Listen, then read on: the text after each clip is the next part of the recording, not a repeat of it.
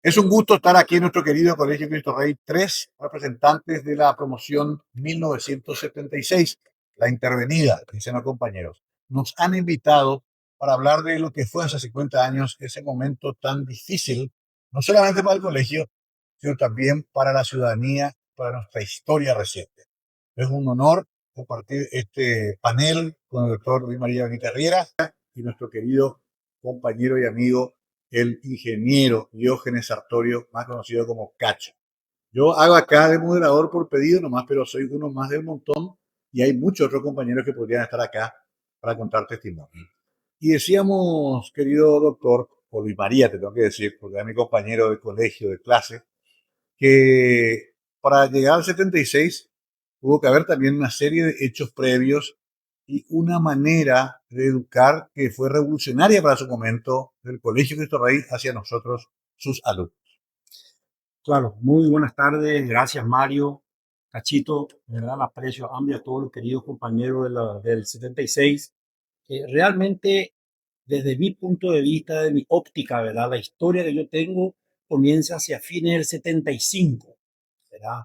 Con el discurso de egresado de uno de los compañeros de la promoción 75, en donde dicho discurso tiene también sus consecuencias, ya que fue un discurso en contra del régimen de aquella época, y así también ya entre noviembre y diciembre comienzan las detenciones o las llamadas para averiguaciones de algunos compañeros EXA 76.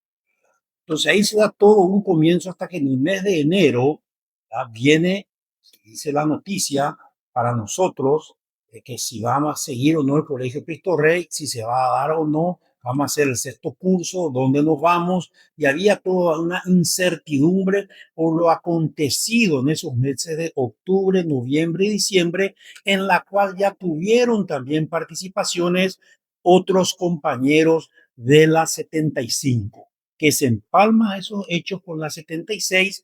Y bueno, ahí ya se habla inclusive de que en el Colegio Cristo Rey se hacían enseñanzas de doctrinas que en aquella época totalmente prohibitivo, que el comunismo, que el marxismo, que el leninismo, entre otras cosas. Y así también había otros grupos que se dedicaban al estudio de Popular Progreso, Mater Magistra, Magister, entre Medellín, también muy posteriormente Puebla, y bueno, grupos de compañeros que cada uno tenían, diríamos, a sus sacerdotes. Estaba el padre Betancor entre ellos, el padre San Martín, ¿verdad? El padre Caballo, el padre Meliá, el padre Álvarez, entre otros, el hermano Castillo, que después fue sacerdote, ¿verdad? Entre otros. Así se fueron dando una serie de situaciones que Sí, vamos a ir dialogando entonces ahora cómo no. Mario Cachito. Interesante el marco introductorio que hace el doctor Cachito, porque vos decías antes que esto no comenzó ni siquiera en el 75, 76, sino que ya antes había un ambiente de reflexión y pensamiento con respecto a la dictadura, sobre todo. Justamente eso, Mario. Buenas tardes. Soy María Mario.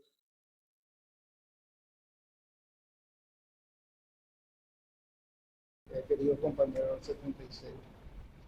También, nada más que recordar de que para nosotros el colegio era, no sé, era lo mejor que nos pudo haber pasado, porque nuestro, nuestra verdadera forma de ser lo manifestábamos en el colegio. Porque afuera vivíamos en un escenario que todos ya saben, ya recuerdan, ¿verdad? De alguna manera, pero para poner en contexto para los jóvenes, el escenario no era muy bueno para poder manifestar nuestro pensamiento y nuestra forma de ser. Pero al entrar en el colegio, parecía que nos transformaba. Eh, qué sé yo, hacíamos deporte, eh, teníamos nuestra academia literaria, teníamos nuestros propios periódicos, teníamos elecciones para poder, increíble, pero en el colegio teníamos elecciones para elegir a nuestros representantes, ¿verdad? Y toda esa práctica, de alguna manera, fue despertando mucho interés por los problemas sociales, ¿verdad? Por eso nada más yo quería recordar de que el 76 ya fue algo que se venía en el sentido de que las personas que formaban parte del colegio, algunos sacerdotes, algunos profesores, también nosotros los estudiantes, de alguna manera ya íbamos desarrollando nuestra conciencia social y bueno, eso por lo visto que al régimen no, o sea, no soportó, digamos, ya llegamos a un límite y bueno, sucedió lo que tenía que suceder. Eh, las causas por las cuales se originaron, bueno, son varias. Carlos Martínez, por ejemplo, habla de que él se siente muy culpable por el tema de que el grupo que ellos habían generado fue causante, digamos, de la intervención del colegio. Pues yo creo que ya eso ya éramos ya fue manifestándose en muchas otras cosas que hizo que también se llegue, digamos, a la, a la intervención. Entonces, fue un proceso que nosotros acompañamos, justo nos tocó más o menos del segundo, tercer curso del colegio, que ya de alguna manera estábamos participando, digamos, en el desarrollo de esos acontecimientos. Yo coincido con Cacho en el sentido de que creo que el pecado original de aquellos curas y aquellos profesores es que nos enseñaban a pensar más.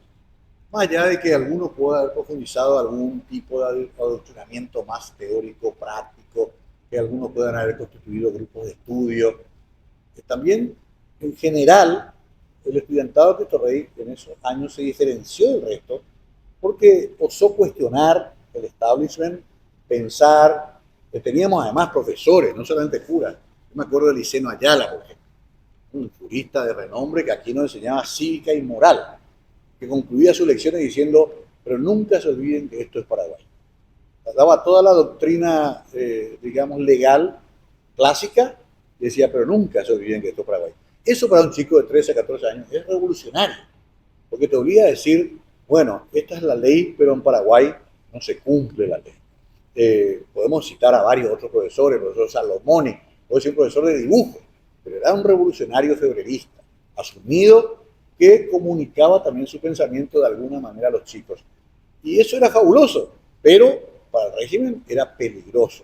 Me parece que la simiente de esa represión que concluye, como dice Cacho, con la intervención, yo me acuerdo que estaba en el cuartel, cuando me entero en las vacaciones del 76, que el colegio fue intervenido. Pues no se olviden que llegamos al colegio ya con el colegio intervenido. Y ya con ustedes creo que detenidos algunos. Después, de los primeros meses. Sí, en junio más o menos. Ahí en la mitad de año. O sea, imagínate, volvimos con el colegio intervenido. Me acuerdo que hacíamos chistes, porque de repente se descabezó el plantel de profesores y curas, se nos colocó una intervención dirigida por Ramírez Russo y profesores que venían del Colegio Nacional de la Capital. Y esto yo rescato como anécdota de Di María, porque la juventud siempre tiene esa chispa. A pesar del peligro, hacíamos chistes. Poníamos viva Mao Zedong, por ejemplo, en el baño. Y obviamente que no entendíamos bien qué era Mao, pero nos parecía lindo para desafiar esa intervención, provocarla. Solo que esa provocación derivó después en muerte, en persecución, en exilio. Y ahí ya no fue más divertido. Mario Scherprono fue profesor de esta institución. No fue un cualquiera, un allegado, muchacho que pasaba por acá. Fue nuestro profesor de orientación, igual que Miguel López Perito. Pero no había una especie de adoctrinamiento militar, como se dijo en ese momento, para justificar la represión. O sea, a nadie se le obligaba a pensar de tal manera ni a militar en tal movimiento subversivo. Eso ya fue toda una construcción del régimen. Cada uno optó hasta dónde seguir. Como bien dijiste vos, como siempre han tenido los jesuitas, había un sector de sacerdotes más progresistas, más comprometidos, muchos de ellos en el bañado, y había otros más conservadores. La orden también fue muy disciplinada en que cuando vino la intervención se cambió también el plantel, se reemplazó rápidamente. Pero quedó para siempre, Luis María, la idea de que Cristo Rey nunca más fue igual después de esa intervención. No te olvides, Mario, solamente para Sí. aportar nomás, de que el escenario también justo se presentó el tema de la opinión. La guía agraria. Eso para aclarar, porque la intervención del colegio se presenta por el grupo San Martín. Estaba Carlos Martínez, Eli Ruiz, Oscar Merlo y Mario Campos. De ahí, no sé por qué, se movió ese grupo y bueno, la intervención fue. Pero justo coincidió con la caída de la OPM también, que sucedió en abril y por eso vinieron acá el 8 de abril a intervenir el colegio, a buscar supuestamente las conexiones con los profesores, los docentes, los estudiantes que estaban en las agrupaciones estudiantiles, porque tenemos que recordar que en ese momento había agrupaciones secundarias, agrupaciones universitarias, que de alguna manera estaban comprometidos con la OPE. De alguna manera había algún tipo de conexión. Correcto. Entonces todo eso coincidió y digamos, además de la intervención, fue invadido el colegio por las fuerzas policiales. Esa fue, Luis María, la etapa represiva más intensa que tuvo el electronismo probablemente, porque también no olvidemos los sucesos de Abrancue. Hace poco leía también 50 años de la muerte de Martín Rolón, de la desaparición de varios campesinos en la zona de Misiones. O sea, se vinculó todo eso también. Todo. La Liga Agraria también. Que todavía entró en Luis María conoce perfectamente. Misiones, la Pasta Dolorosa.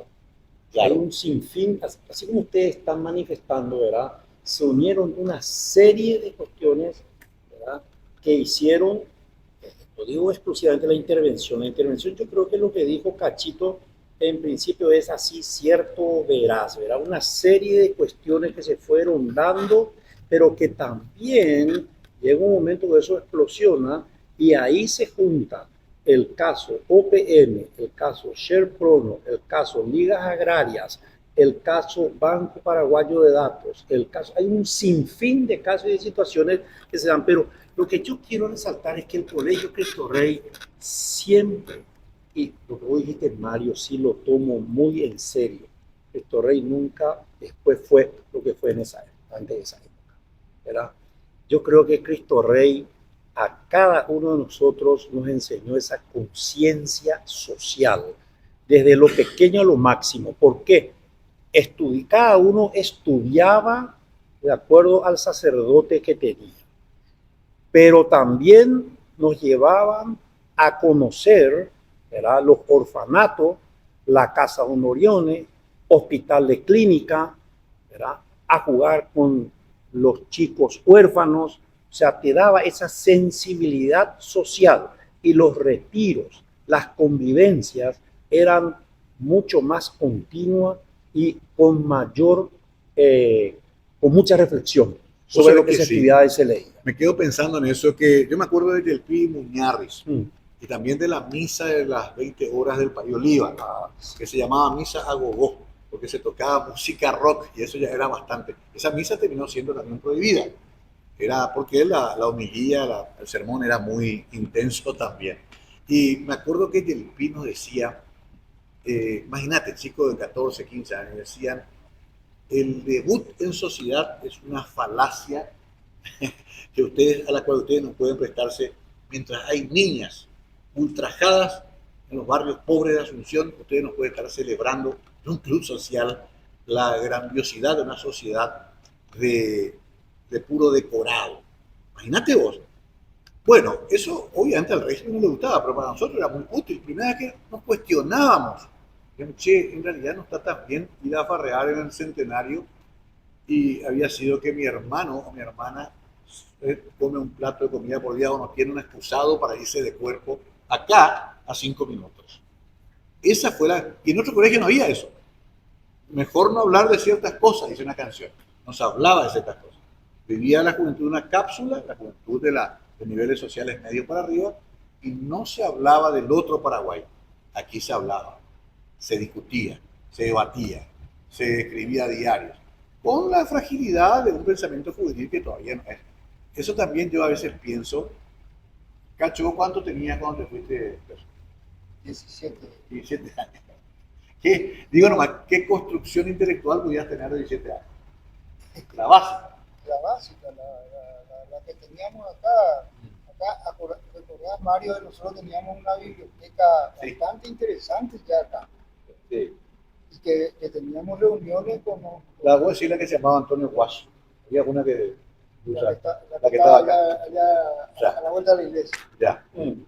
Ahí estaba la Y biblioteca esa, pues, y ahí sí. nosotros nos reuníamos con grupos de otros colegios, Sí. Corazón de María, Viet, Internacional, teníamos nuestra academia literaria y teníamos un periódico también entre los varios colegios Sí.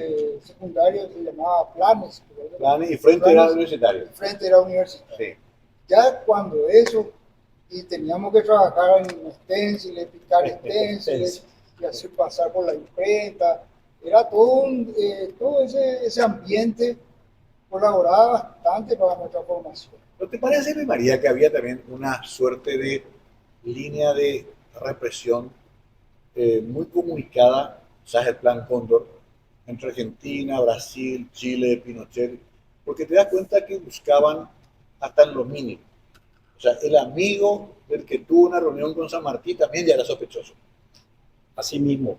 Interesante lo que estás diciendo, que también estás ligando otro punto muy importante, el Plan Cóndor. Argentina, Paraguay, ¿verdad? Brasil, Uruguay, unidos dirían en ese plan de inteligencia que firman en Chile, el coronel Sepúlveda Contreras, con otras personas, firman en Chile, y ahí comienza todo el operativo de control, ¿verdad?, a personas. Y en el operativo Cóndor tenemos en el archivo del horror muchísimos ejemplos. Yo me gustaría que Cachito cuente a quién debió, diríamos, en base al operativo Cóndor, estando detenido.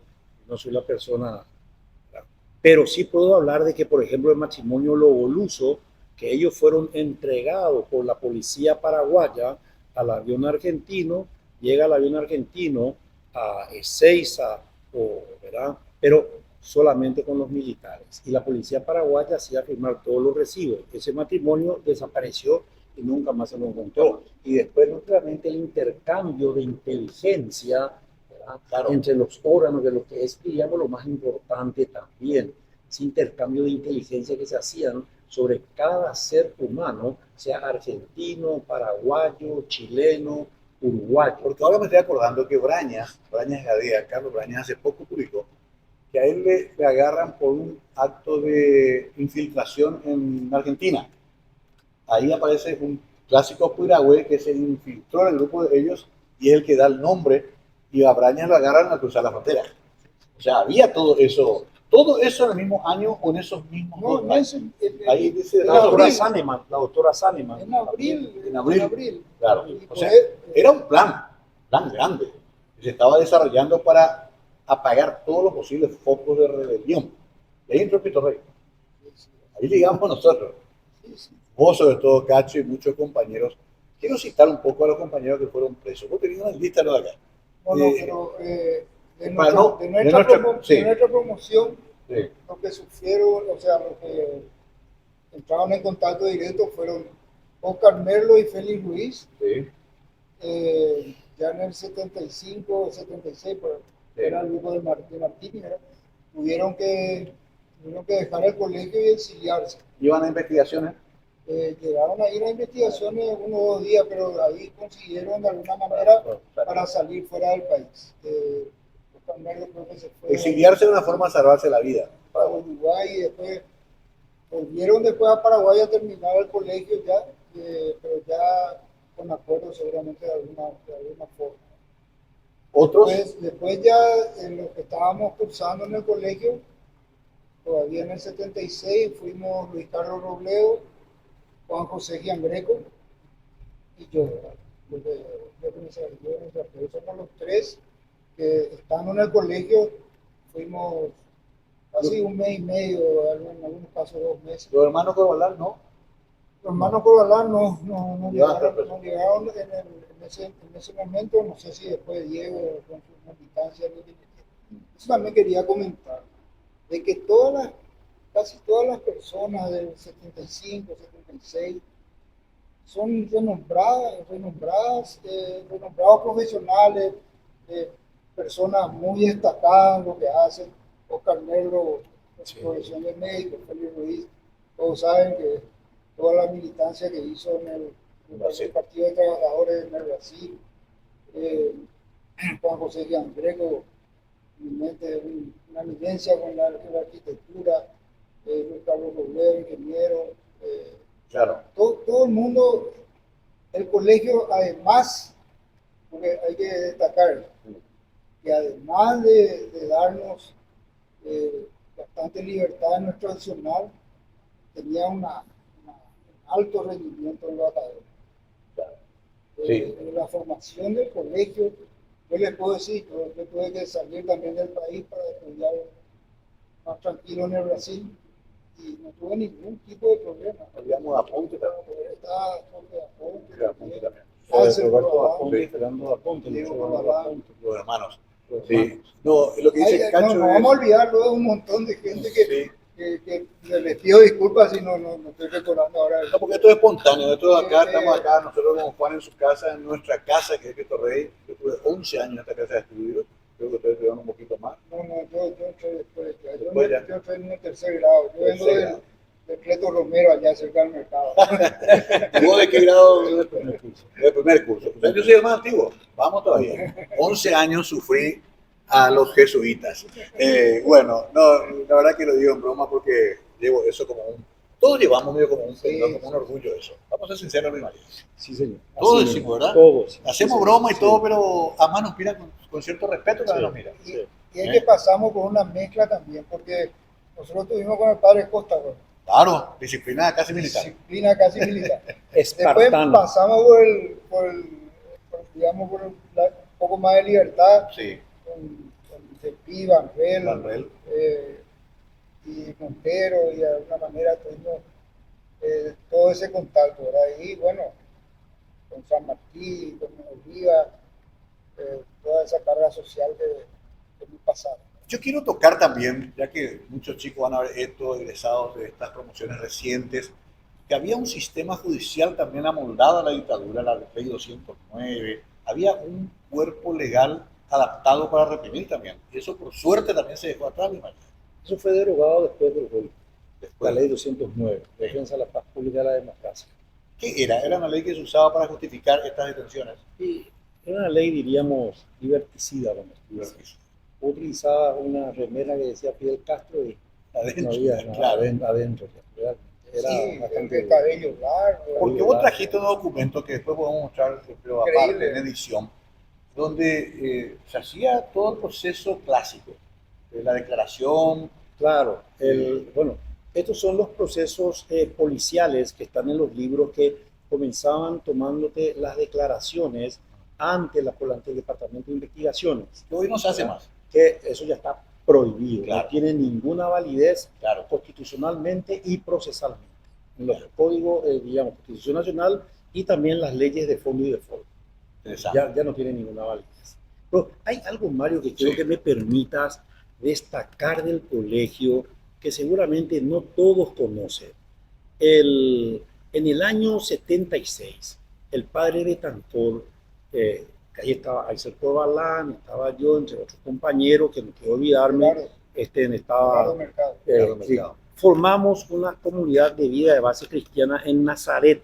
Cuando eso, la parroquia de Nazaret era llevada a cabo por los sacerdotes jesuitas y cuyo director y párroco era el padre Tomás Rodríguez Miranda, que después fue maestro de novicio. Entonces nosotros vivíamos, un grupo de estudiantes, nos fuimos a vivir 3 cuadras más abajo de la parroquia y hacíamos una vida comunitaria en común. Y otro grupo, ya de gente un poco mayor, bajo la supervisión del padre Antonio Betancor, del provincial que era el padre González Dorado, y el arzobispo de Asunción, estaba en la Chacarita, ¿verdad?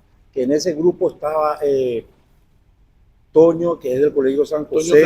Toño Ferreira Gubetí del Colegio San José, claro, que ha fallecido, excelente persona, un gran amigo. Bueno, exactamente.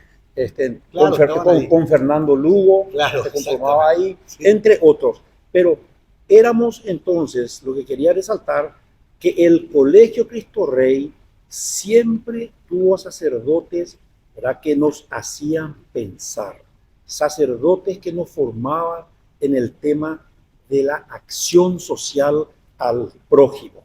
Y entonces tenemos esa vida comunitaria que después tuvo que suspenderse porque la cuestión ya se venía fea. Entonces, eso estaba Axel, estaba Jacinto Riera también en ese grupo, sí, ¿verdad? Estaba Mitsura, el japonés que se hizo novicio jesuita,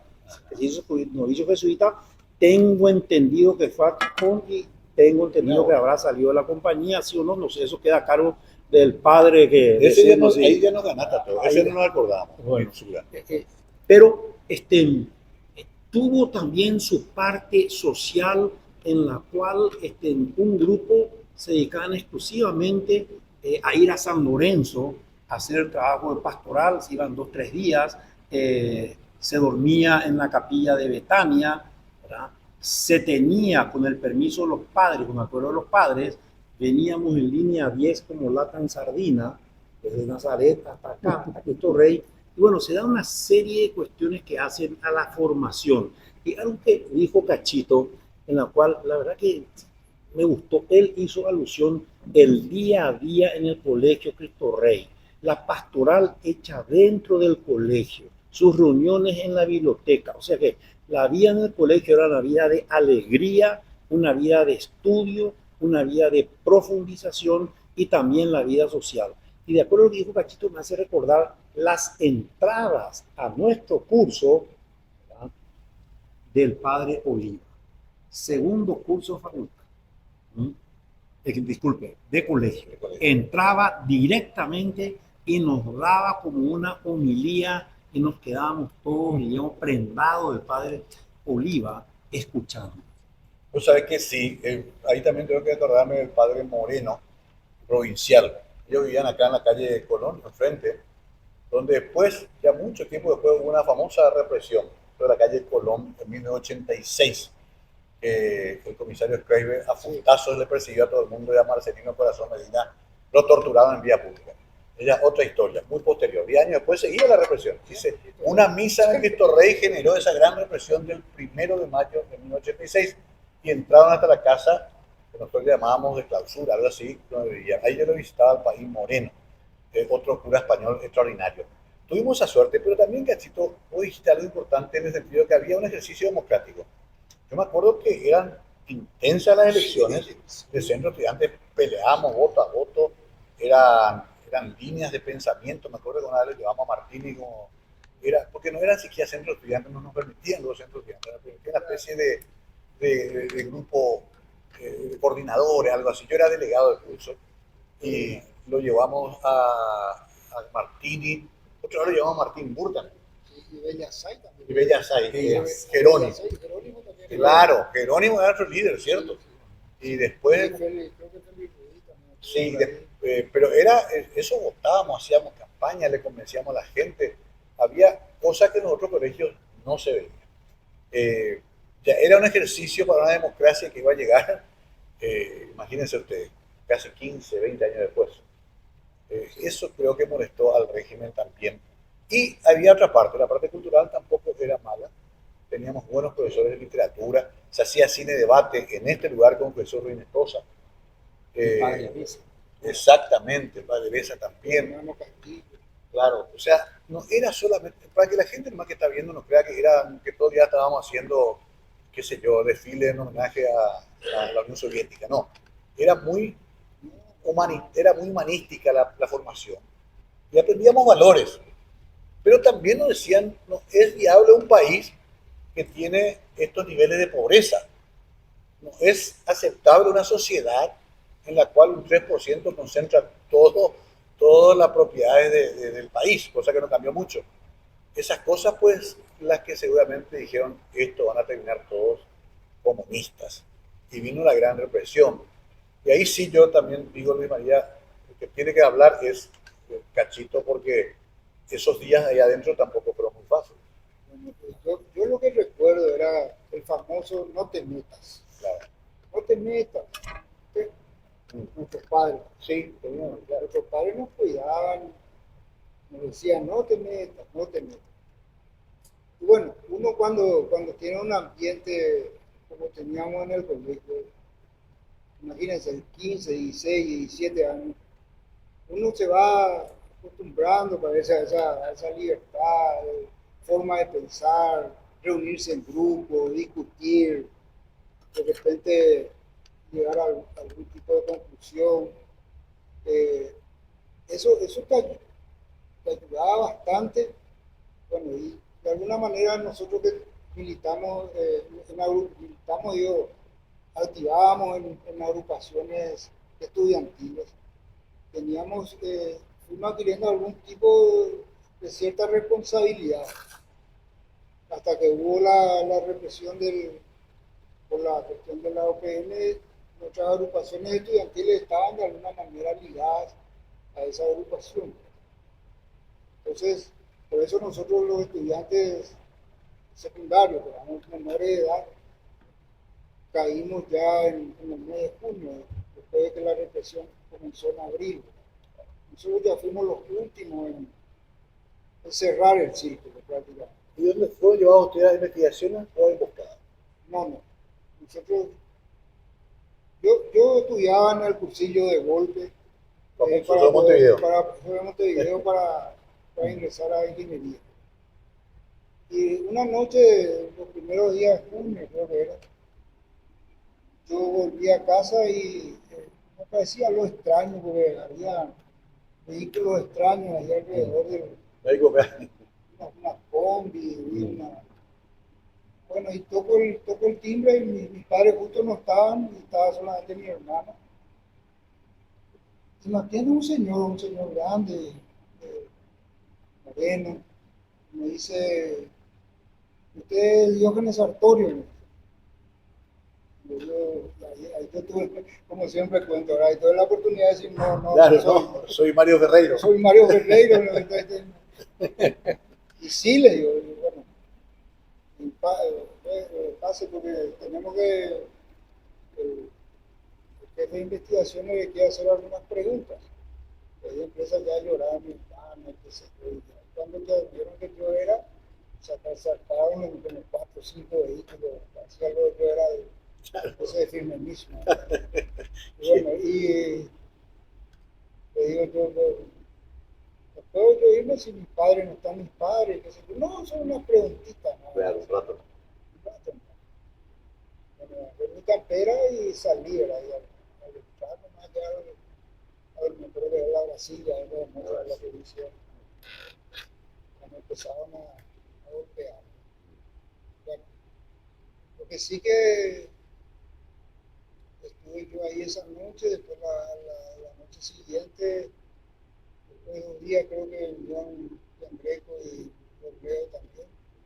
Iba a una investigación. Yo presidente Franco. Ahí estuvimos, creo que Juanchi y Carlos se quedaron un mes, por ahí. Yo me quedé un poquito más, 50 días, y salimos, pero justo no coincidió con las vacaciones de invierno, pudimos salir, pudimos recuperar el colegio. Y acá también con la ayuda del padre Montero y del padre Aguirre que nos cobijaron, ¿verdad? Porque Yo no estaba en el Cinefor en ese momento. Estaba también, ¿verdad? Nacional también. Claro, me imagino, estoy más pensando en eso. Estaba bajo arma. Claro. A ver, algunos le llevan a la técnica y también en la misma época estaba el campo de concentración que fue Pescada. Bueno, yo me salvé de eso, o sea, como ya Luis Carlos y Juanchi salieron antes, yo pensé que ya me quedaba, ¿verdad? Y se acercaba, después, poco después que yo salí, creo que yo salí mediados de julio, una cosa así. En septiembre ya se mudaron a Europa todos los que estaban. Ya habían fallecido en ese momento, ya había fallecido Mario Ser, por ejemplo, Claro, claro. y Delmina estaban Claro, ubicadas. yo por ejemplo al entrar y la investigación se llamaba La Lista, ¿verdad? Y ahí empezaba Carlos Fonclara, Miguel Ángel López Perito. Yo todo eso ya creí que ya estaba muerto. Claro. Y, bueno, me sentí muy confuso, pero era que estaba en casa. Claro, estaban Todos conocidos. todos los conocidos estaban ahí adentro. Y como yo era muy chico, ¿verdad? Me cobijaron, me ayudaron, pasé 2 o 3 noches mal. Pero pude aguantar bien después, ¿verdad? Y ahí le conocí más a la gente muy solidaria, a pesar de las diferencias de pensamiento ahí adentro. Ahí había comunistas, liberales, había la UPM, había Claro. las vías agrarias, era toda una mezcla, una cosa así como esta, estábamos entre 50 personas, todo encimado. Todo encima. Y ahí se dormía. Sí, ahí se dormía, teníamos un baño que estaba. Y ahí también tuve la oportunidad de verle a los hermanos Ramírez, a Nícar Oviedo. Yo puedo decirle que ellos estaban vivos cuando salí de ahí, ¿verdad? Estaban en el calabozo enfrente. Y después figuran como desaparecidos. Qué fuerte. Bueno, esta parte de Cacho es lo que creo que nos juntó acá. Nosotros somos más relatores de la historia y lo que vimos, pero gente como Cacho y yo de adentro del drama. Y si hay una certeza que tenemos acá de esta charla, querido Luis María, es que nunca más el Paraguay tiene que permitirse un sistema como este. Nunca más. Podemos tener diferencias, ganar y perder elecciones, disputarnos, pero nunca más podemos permitir que de tu casa te lleven y no sepas si vas a volver vivo, si te van a someter a tortura, si te van a tirar un avión, porque esa era la realidad hace 50 años, querido Luis María. No podemos olvidarnos de eso. Yo quiero comenzar a hallar unas conclusiones finales, agradeciendo de vuelta a Cristo Rey, y quiero tomar tu propuesta, querido Luis María. Yo creo que el colegio tiene que asumir la posibilidad de guardar esto ya con otros documentos, con crear ya una especie de ciclo de la memoria. De hecho, cuando tuvimos una intendencia pudimos poner ya la placa por lo menos adelante. La figura como sitio de la memoria Cristo Rey. Pero alimentar eso, y hay documentación, querido doctor. Hay elementos para poder construir eso, ¿no? Pero hay abundante elemento en Comisión de Verdad y Justicia, Archivo del Horror, Centro de Documentación para la Defensa de los Derechos Humanos del Poder Judicial, en la cual se encontró infinidades de documentos. Y yo digo, una persona como juez del crimen tenía 32 años con José Agustín Fernández, tomo uno de estos, rojo, así mismo, tomo esto, y no sé qué abro y veo acá la declaración de mis compañeros. Increíble. Entonces, lógicamente, como estuve ahí, comencé a leer de arriba abajo las declaraciones del... Esto se encontró en el archivo del terror. Sí, esos son los originales en el archivo del terror. Acuérdate que nuestras declaraciones son bajo presión. No. Pantero no era tan bonito. Claro. Como figura acá. Claro. Lo que digo nomás que hay abundante documentaciones que acá la lista con de sacerdotes expulsados, con su nombre, con esto. Hay un sinfín de documentaciones. Y yo no digo solamente la documentación de que se refiere a este tema. También documentaciones en el Ministerio de Educación y puntos sobre lo que fue la intervención desde el punto de vista académico. Eso sería también muy interesante que se tenga. Claro. Porque le da un sentido hasta la brutalidad más profunda, trata de darle sentido o razones a su actuar. El nazismo lo hizo, ¿verdad? Entonces ellos también trataban de justificar filosóficamente lo que hicieron. Acá veo Raúl Francisco Montedomecq Cerrati, por ejemplo. Sí, entre otros. Digo no, porque si vamos a juntar nombres, Melquiades Albino Alonso Mazares. Declaraciones no hechas precisamente mientras tomaban un té. Es muy probable que inclusive muchas de estas declaraciones ya estaban prescritas y se le hacía confirmar lo que acá se decía bajo apremios ilegales. Pero es muy valioso. Y lo del ministerio, yo me olvidé que también había una justificación hasta mm, casi religiosa, ¿eh? Porque también nos olvidemos que parte de esta represión, lastimosamente, se hizo bajo el lema de una religión que retornaba a sus raíces y que se desprendía del Concilio Vaticano II y compañía. Eh, por eso es doloroso decirlo, pero en las grandes represiones de Chile, Argentina, Uruguay, también hubo un sector de la iglesia que fue cómplice. Y acá posiblemente también tuvimos esa situación. O sea, fue una disputa en todos los niveles. Vamos a ser sinceros, ya es para otra conversación, Sí, pero es un sí, hecho que no, ocurrió no era solamente acá. en toda la región. Ahora, yo lo que quiero es destacar una cosa que a mí, que es mi experiencia, ¿verdad? Eh, yo tengo una buena experiencia en el sentido de que mis hijos hicieron el colegio acá.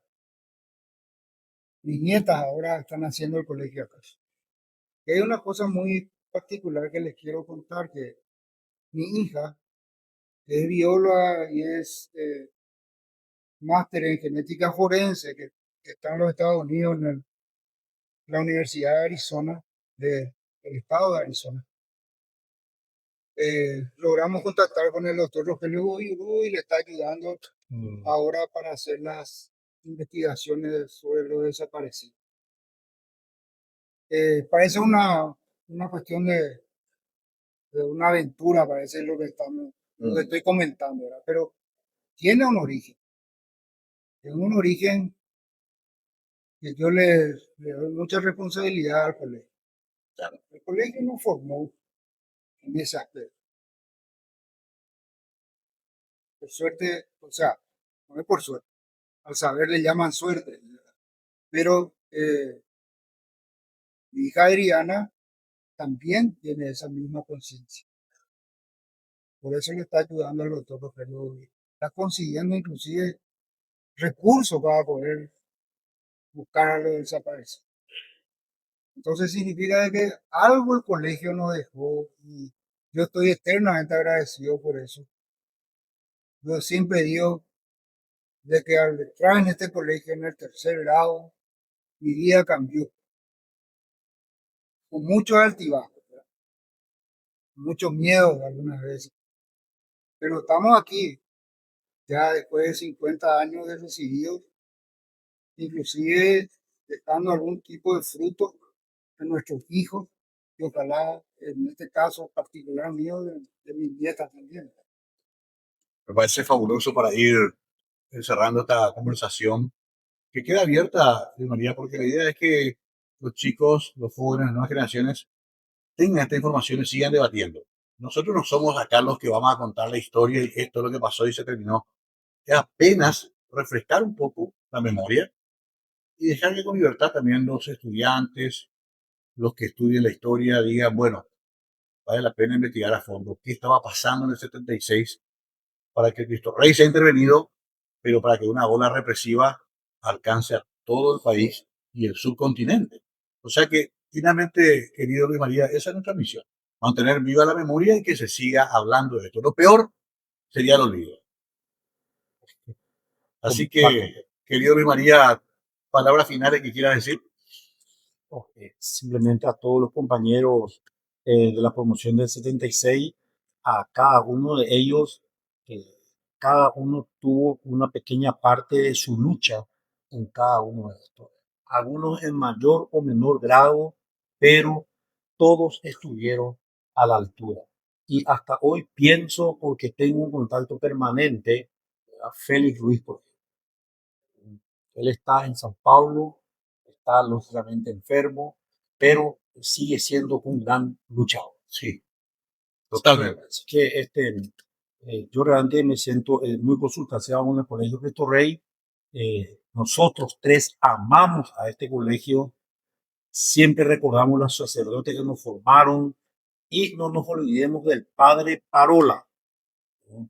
Que con sus 90 años fue también vilmente en su momento y aguantó todas las olas represivas. Así que es lo que puedo decirte, Mario, decir, Cacho, hay una gran riqueza en cada uno de nosotros. Cada uno de nosotros tuvo también algo que dijiste, que me pareció muy interesante. Los alumnos de Cristo Rey, EXA 76, al cual nos estamos refiriendo hoy, sin desmerecer a los otros EXAs, ¿verdad?